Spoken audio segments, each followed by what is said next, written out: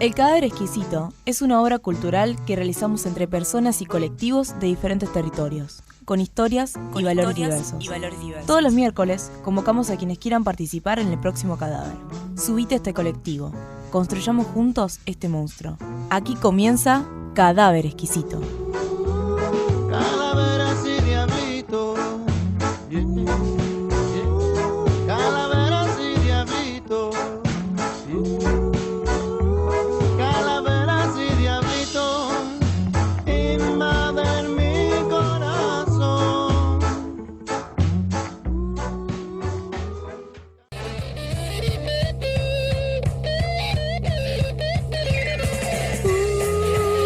Gato preto cruzou a estrada, passou por debaixo da escada.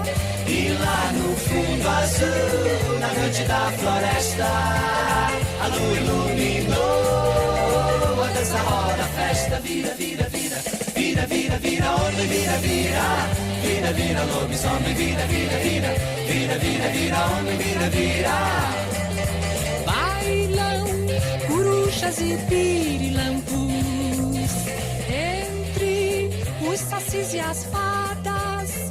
E lá no fundo azul, na noite da floresta, a lua iluminou a dança, roda, a festa, vira, vira, vira. Seguimos con más Cadáver Exquisito. Estábamos escuchando Vira Vira de Secos y Mojados, sería la traducción. Secos y Mojados. Ney Mato Grosso, un grande. Mato Grosso. Que creo que también la habíamos pasado el año pasado en el programa de diversidad. La habíamos pasado. Sí, es un tema del año 72, 73, como para que recordar a los que fueron abriendo caminos, ¿no? O sea, Ney Mato Grosso sigue produciendo y cantando cosas maravillosas, pero aquel Secos y Mojados fue así todo un impacto en nuestra vida de los años 70.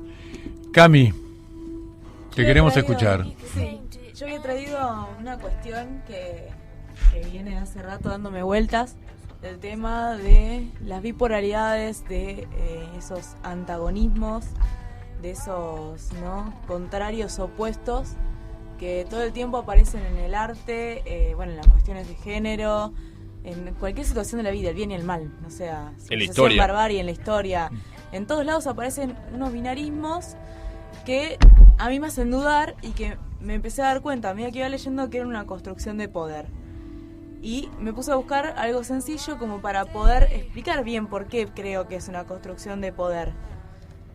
El binarismo es una forma que nos viene desde el pensamiento occidental, desde Europa, ¿no? Como dijo Susi, somos colonizados, entonces esas formas binarias no llegan. Y lo que generan es, ¿no?, mal o bien, esto, ¿no?, esto de una cosa y la otra, generan como un concepto que es que incluye y otro que excluye, ¿no? Como dos categorías. Uno que es incluido y el otro que es excluido. Exacto. Mujer-hombre, subversivo, políticamente correcto, ¿no? Y que son pares antagónicos y opuestos. Y que lo que sirven es para jerarquizar. Justamente, si excluimos e incluimos, también sirven para jerarquizar y ver cuál es superior y cuál es inferior. Y para dominar, obviamente, porque si hay un inferior y un superior, hay alguien que domina. Uno que sabe, otro que no sabe. Los que no saben lo que no saben, lo que es el conocimiento vulgar, el conocimiento científico, el arte de mujeres y el arte, o el arte rupestre y el arte, esas El arte cuestiones. político y el arte. Sí, todos esos binarismos que lo que sirven es para construir. Y me pasa cuando, no sé, la otra vez esto me empezó a entrar en duda cuando empecé a estudiar el tema del mundo bipolar, después de la Segunda Guerra, durante la Guerra Fría. Y que Miguel me decía, no, pero había una tercera posición. Y después se ve abajo, viste, todos esos movimientos. Claro, que como surgen. la bipolaridad de los años 50, 60, era una construcción también de poder. En la realidad había una tercera y cuarta y quinta y 2000 posiciones. Exacto. Lo que había era una intención de polarizar el mundo en dos. Para una cuestión de simplificarlo y reducirlo, y bueno, volvemos al tema de jerarquizarlo, dominar, ¿no? Y sin embargo existen un montón de otras formas que son... O sea, el mundo es complejo, no es bipolar ni antagónico, no existe el bien y el mal para mí, ¿no? Obvio, siempre hablando de cada uno, y me parece que esto es una cuestión de simplificarlo para para justamente no para hacerlo más fácil, sino para construir una situación de poder. Aparte, lo que queda afuera no es algo único, o sea, una masa única, con el mismo pensamiento, con los mismos valores. Lo que queda afuera son un montón de cosas diferentes, distintas, diversas. Solamente unificados por quedar afuera. Por quedar afuera. Y también los que quedan adentro son unificados por quedar adentro y en realidad todos somos diferentes.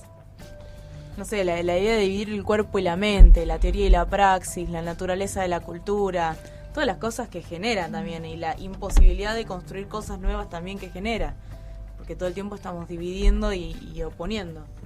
Ahora también hay ¿no? Como para complicar todo, hay momentos de bipolaridad, ¿no? Hay otra filosofía, el otro día charlábamos, por ejemplo, la filosofía china, donde también plantea una bipolaridad, con otra resolución quizá, ¿no? Con la resolución, con el concepto de opuestos armónicos. Vos cantabas hace un rato, porque, ¿cómo es? Lo de sol a luna, ¿no? Y, o sea, hay momentos de polarización. Yo creo que lo que me parece como que lo que subyace ahí centralmente es esa voluntad de poder. O sea, los discursos es como que creo que eso que marcaba Susi de entrada hoy, ¿no? El tema de que somos un territorio conquistado. Esa es la bipolaridad básica, el que conquista y lo conquistado, ¿no? De alguna manera. Porque, digamos, los discursos como que se van estructurando en función de esa voluntad de poder.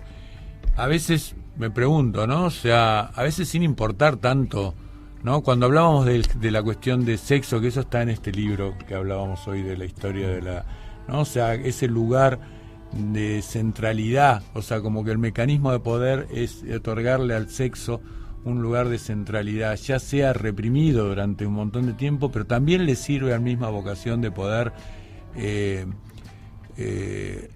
la otra posibilidad, el sexo transformado en elemento central del mercado, por ejemplo, ¿no? Entonces, ¿cómo hacemos para orientarnos?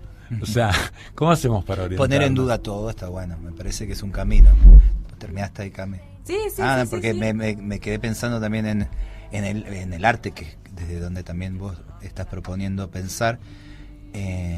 Cuando se habla del under, por ejemplo, a mí generalmente, yo de hecho a veces repito que soy un artista under y uno lo hace ya por inercia, y un día me paré y dije, a ver, pero ¿quién dispuso que hay el under como algo abajo y que hay un arriba? ¿Qué sería lo arriba de qué? ¿Entendés? O sea, ¿cuándo empezaré a estar arriba de qué? Hay que estar arriba de qué, porque estoy abajo de dónde. Entonces esa sensación de que también tiene que ver con una construcción de poder, que decide qué es arte y qué no lo es, quiénes somos artistas y quiénes no, ¿no? Es un tema bravo el del arte, ¿no? Sí, porque aparte yo creo, digamos, en que todos y todas somos creadores, y como dije antes, con lo cual todos tenemos... No hay niño ni niña que no cante, por ejemplo. No. ¿Viste? Pero el problema, después cuando sos adulto ya empieza a ser un problema. No hablo de que vayas a un teatro y que pagues una entrada para verte, hablo de el hecho de estar absolutamente ligado a cantar, como el hecho más precioso que es para una persona ponerse a cantar la música, el ritmo, el tiempo que necesite hacerlo. Pero hay adultos que a partir de esa mirada colonizada de qué es cantar, han dejado de serlo, no se permiten hacerlo, ¿no? Sienten que no tienen autorización para hacerlo. Eso me parece que es como esto de lo porteño y el interior como dicotomía.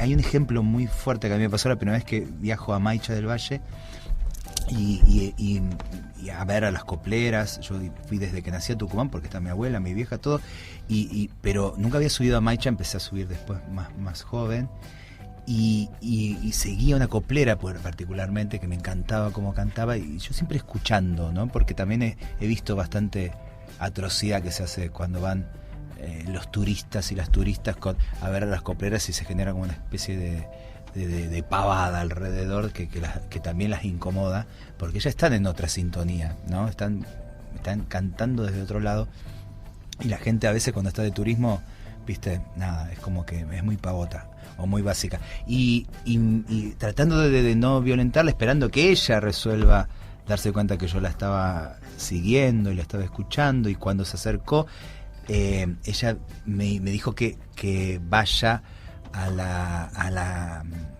posada donde cocinaba, que cuando cerraba a tal hora que vayamos, que íbamos a cantar. Entonces imagínate, fuimos, había un grupete de amigos que también nos invitó y fuimos. Y cuando llegamos todos alucinados por imaginar esa ritualidad con alguien, en este caso una coplera de Maicha del Valle que nos iba a coplear y todo eso, y cuando llego, ella lo que hace es pasarme la caja a mí y decirme que yo le tenía que enseñar a cantar a su nieto. ¿Por qué? Porque me había escuchado cantar, no coplas, pero me había escuchado cantar. Y entonces yo digo, ¿pero por qué supone que yo vengo a aprender de usted? Y ella suponía que como yo venía de Buenos Aires, yo tenía el saber. Entonces yo le digo, ay, pero yo puedo, si quiere le canto un tango, le digo, no sé, sé cantar folclore, pero yo, me parece, o sea, yo vengo a aprender de usted. Y ella tuvo que hacer como un movimiento de darse cuenta de que se la estaba valorando por algo que naturalmente hacía, pero que culturalmente ella tenía en claro que si vos venís de la ciudad, si vos venís del saber, supuestamente, vos sos la persona autorizada para, en este caso, cantar, cuando supuestamente ella lo hace todo el tiempo, porque está ahí con las cabras, con los cerros, y le canta a la pacha desde un sentido vital, cotidiano, ¿no? Sin pose. Y a mí eso me resonó de una manera como muy, muy fuerte. O sea, a mí me hizo ahí descubrir muy cercanamente este concepto de la colonización, ¿no? Porque esto de no creerme que yo puedo, que yo soy un ser de saber, que lo mío no vale, que hay una entidad que vale a partir de algo que me han... bueno, si vos vas en ese entonces ibas a la escuela de Maicha del Valle, donde la directora era india y le retaba al nenito que era indio y le decía, no seas indio. Entonces ya también explicás un montón de cosas, ¿no? Desde un montón de lados, más allá de las propias autocríticas que hay que hacer, como así como está el logro central, también hay que pensar en lo que ha hecho Buenos Aires también para alimentar eso. Pero ahí me parece que también está esa idea, ¿no? De que está el saber en un lugar y que el otro no es saber. ¿Viste esta cosa de que es artesanía y el arte y toda esa situación que... Hoy yo te contaba de cómo surgió esta movida del cadáver y te decía que acá en Necochea había los pocos lugares de arte o de que uno disfrutaba, ¿no? De una exposición o lo que fuera artístico, estaban los artistas, ¿no? Y casi siempre encima se nombraban más a los que venían de afuera y no a los locales. Y sí, eso, que se nombraban más a los artistas locales y eran los artistas, porque eran los que sabían de arte. Y los otros que por ahí empezábamos a pintar o un montón de cosas, no éramos considerados artistas y no éramos incluidos. O sea, así es, nosotros que somos nerd de historia, que decimos siempre, Claro. o sea, hace falta, miremos 200 años atrás y fijémonos lo que siempre se valoró como el saber, lo correcto, lo que vos decías, Susi, de lo extranjero, lo de afuera, lo que vale, lo otro no. O sea, hace falta, miremos la historia argentina, lo que se fue valorando desde los centros de poder, y siempre lo de afuera fue lo que tuvo el valor o como lo exclusivo, lo mejor. Sí, o quedaba como patrimonio lo argentino, quedaba como patrimonio de los sectores más fachos, muchas Claro. veces, ¿no? Y como que había una cosa de que todo lo nuestro, eso lo que dijiste vos hace un rato, lo mío no vale, ¿no? Eso profundamente instalado. Yo creo que también tiene que ver con la división del trabajo, con la división, básicamente, o sea, lo del arte que te decía, es un tema lo del arte, ¿no? O sea, considerarte, o sea, hay un artista, o sea, hay una cuestión de inmediatamente se delimita al que no lo es, ¿no? O sea, está el artista y en el pensamiento y la práctica, ¿no? O sea, uno lo ve como uno de los grandes novedades de las generaciones, ponele de los años 50, 60 en la Argentina, de algunos intelectuales como Rodolfo Walsh, Héctor Oesterheld, por nombrar un par de varones, pero digamos, en general fue cuando empezó a expresarse esa idea de que no hay posibilidad de un pensamiento social sin una práctica social, ¿no? De que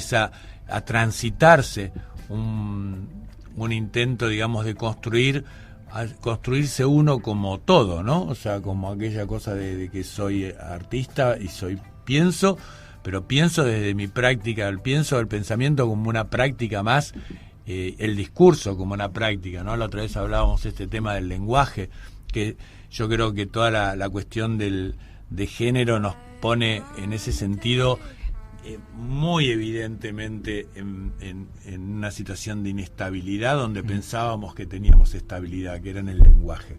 Empezamos a darnos cuenta que estamos hablando y que el lenguaje nos limita. Hablábamos del tema de todes, todos, todas eso, ¿no? Todis, ¿cómo hacíamos? Decíamos, y un poco la costumbre, la práctica de la práctica, pero uno lo llama la costumbre y de alguna manera con diciéndole la costumbre le quita conciencia a ese proceso de performance, ¿no? De que estamos ahí cuando estamos hablando de eso, pero nos pasa en todas las áreas, ¿no? O sea, este problema, digamos, de que el lenguaje no nos representa, pero tampoco sabemos para dónde ir con eso, ¿no? Vos decís que a qué hacemos, contestabas, dudamos de todo, ¿no? O sea, uno duda mucho. A veces incluso cuesta a mí, por ejemplo, una cosa que me pasa con el tema de todes y todos y todo eso, que a veces siento que estoy haciendo usurpación de cargos, ¿no? O sea que, ¿no? Como que me estoy poniendo en un lugar re progre en la cuestión de género y no, o sea, uno la venís remando, pero... Entonces estaba con un varón trans que vino a hacer unas notas acá de Estados Unidos y le pregunté eso y me dice que también en Estados Unidos están, obviamente de estos sectores, ¿no?, más activistas, están releyendo el lenguaje y se usa el todes en inglés, digamos, están tratando de repensarlo. Lo que digo, en principio está bueno saber que el lenguaje se ha usado para oprimir. El lenguaje también son tres que se juntan en un lugar y que deciden cómo hablan los pueblos. O sea, me parece como inmediatamente, si no entramos a leer eso, espantoso, digo, ¿no? En el caso del español está clarísimo, hay una Real Academia, Real Academia. Entonces, Real digo, Academia. A partir de ahí, todo. Y no sé, yo en eso sigo abonando el arte, y hablamos tempranito también de la importancia del arte. ¿Por qué el arte? Porque el arte es el espacio que te permite jugar sin demasiados prejuicios y donde en realidad si hay estructura, el arte lo que te exige también es todo el tiempo romperlas y repensarlo, reformarlo y seguir recreando sobre eso, inclusive contra eso. Y entonces es una zona que todavía, yo creo que si estamos vivos como humanidad es porque hay esa parte artista que tenemos la humanidad, que es la que la ha sostenido, que la ha mejorado, que la ha reguiado, que la ha reformulado, que la ha abrazado hacia algo que no sea finalmente la total autodestrucción, porque si no, digamos, todo el resto ha fallado. Creo que todo, la ciencia, todo ha fallado. Sí, incluyendo en el grupo de artistas, a tanto arquitectos, historiadores, lingüistas, todos los que han promovido la posibilidad de crear cosas nuevas. Claro, yo hablo como de ser creativo, ¿no? El creador, la creadora interna, digo, ser maestra, pero ser una maestra creativa, digo, ser esposa, madre, hija, ejecutiva, político, digo, todo lo que tenemos que ser, pero desde el espacio más creativo de eso. Lo otro es la burocratización, ¿entendés? De uno mismo, de una misma. Para mí son esos, hay dos antagónicos nuevos, pero digo, una cosa me lleva a la otra. Si no me insisto en una, termino cayendo en la otra. Me parece que hay que escaparle todo el tiempo a la burocratización de una misma, de esa parte creativa que tenemos, ese querer instalarnos en algún lugar. El control de la creación. Sí, de también. Manera, ¿no? Y hay algo también que digo que desde donde yo siento esto mismo de lo creativo y la humanidad, que eso sea de alguna manera manoseado en el último siglo, creo, esa sensación de que cuando cantamos somos mejores después, ¿no? Que cuando digo que la humanidad se ponía y se pone todavía en rincones de este planeta a cantar para que llueva, a agradecer porque llovió, para que el ardo, para que para llover, digo, esa sensación de que el arte tiene esa funcionalidad y esa potencia, ¿no?, colectiva. Me parece que eso no hay que con qué darle. Yo creo que yo vengo de ahí, de esas búsquedas, y le insisto esa búsqueda. Eso me hace sentir bastante a contramano de un sistema y de un mercado, digamos, en todo caso, que exige otra cosa, ¿no? Que exige, que ha creado después esos bichitos de divismo y toda esa otra cuestión que responde en todo caso a otra cosa. Pero esa sensación donde es como invitar al espectador a dejar de serlo. Que ¿no? tiene La que ver espectadora con dejarse. con un compartir, como lo que hablabas hoy de el que sabe y el que no sabe, y que cuando reconoces que yo sé y que vos también sabés, y que yo hay cosas que no sé y vos también hay cosas que no sabés, pero en el compartir es donde surge algo que es súper, no sé, potente. Sí, porque aparte, en serio, si no hay ese eco, puede existir, digamos, una canción cantada técnicamente, vos que cantás, digo, técnicamente, que cumpla el comienzo y el final que corresponde en el ensayo que se ha tenido, pero después lo otro, que es la pulsión del arte, tiene que ver con que hay alguien que lo recibe y que eso te modifica a vos todo el tiempo. O sea, por eso, si no haríamos siempre la misma, no son prepisas, digamos, con toda la dignidad que significa ser prepisa, digo, pero digo, el arte no es una prepisa, y si no lo es porque hay humanidad, ¿entendés? Emitiéndola, recibiéndola y modificándose entre esas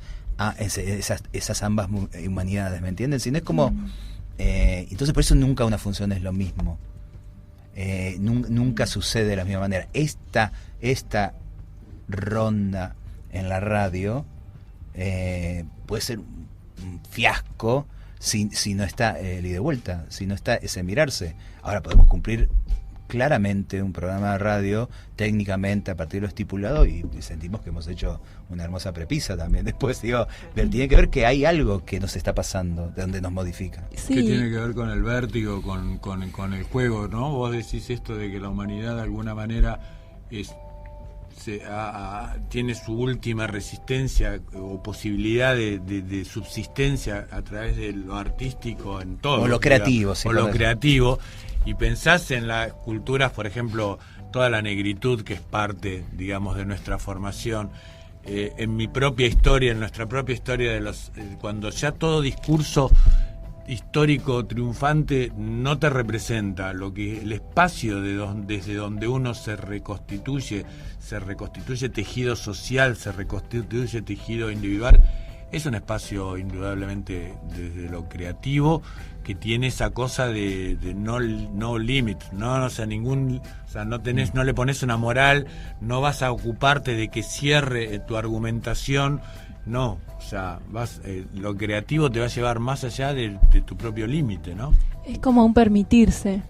Exacto. Sí, hoy pensaba un poco en el tema de que abrirse a la diversidad es un permitirnos y un soltar los prejuicios.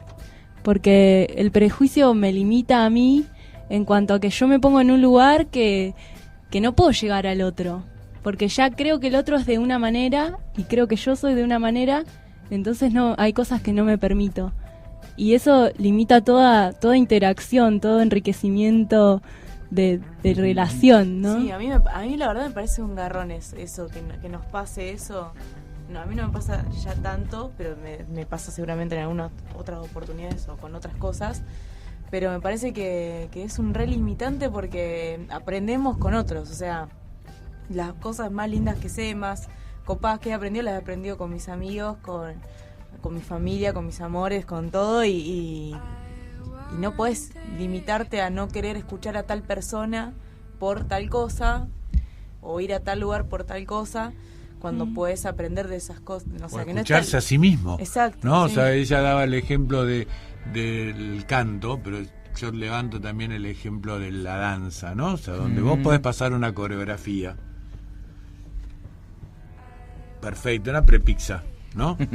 Y otra cosa es que se produzca un baile, pero cuando eso pasa, o sea, ya el prejuicio final que uno debe romper o precisa romper es el prejuicio con lo de uno mismo, ni siquiera ya con el otro, digamos, ¿no? O sea, el otro hasta es un ejercicio interesante, o sea, esa posibilidad de dar un espacio donde yo no me voy a guiar, donde yo no voy a decidir previamente qué voy a hacer, donde yo voy a arriesgar todas esas performances, todo eso que construí, y en ese arriesgar voy a salir con trofeos, ¿no? Con un logro, que es ese nuevo de mí que encontré, que quizá no era nada nuevo, pero que lo encontré en ese espacio de riesgo, de libertad, de juego, ¿no? De crearnos, de recrearnos en un bailecito. Es que puede ser que el prejuicio esté sobre nosotros mismos, en realidad, ¿no? Sí, yo pensaba igual hoy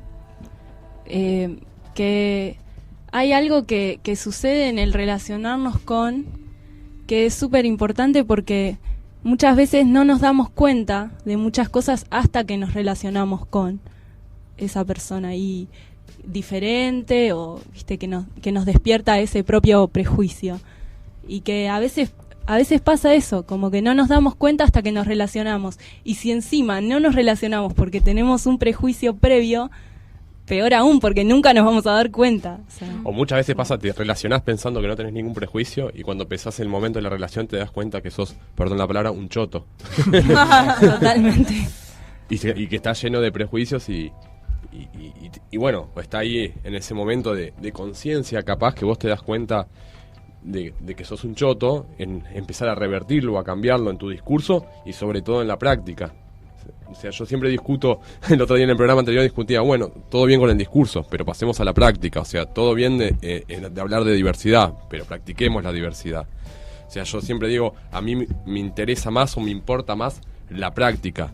El discurso está bueno porque es la forma que el otro tiene el otro tiene la posibilidad de saber que yo pienso así o que hay un pensamiento distinto, diferente, pero practiquémoslo porque... También lo que tiene interesante el discurso y como práctica, que retomamos la conversación de aquella vez, es lo que me muestra de mí mismo, ¿no? O sea, cuando uno ve esas dificultades que uno tiene para manejar, o sea, los límites del discurso, también los reconstruyo yo y muchas veces la práctica discursiva me permite ver, digamos, eso, lo que vos decís, que soy un choto. Ponemos a discutirnos, por ejemplo, nosotros tenemos uno de los primeros programas, charlamos una vieja discusión que tuvimos durante el año a través del Facebook con el tema de la Franja de Gaza y las distintas visiones que teníamos. Él, que tiene familia viviendo en el Estado de Israel, mi posición, que era de denuncia del genocidio del Estado de Israel, bueno, y la idea nuestra era en algún momento, o sea, esta cosa de no polemizar, sino discutir. Y en ese discutir es donde se ve los propios prejuicios, ¿no? O sea, cada vez que hablamos, o sea,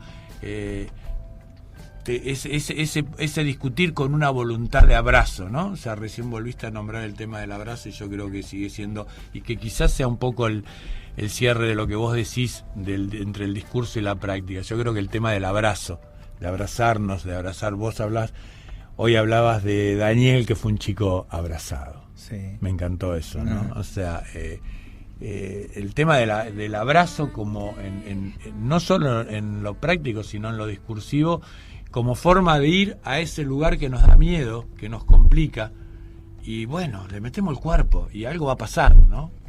Sí. Y pedirle amorosamente a veces a las pares que a veces también abonan por desconocimiento, lo que sea, esos discursos que oprimen.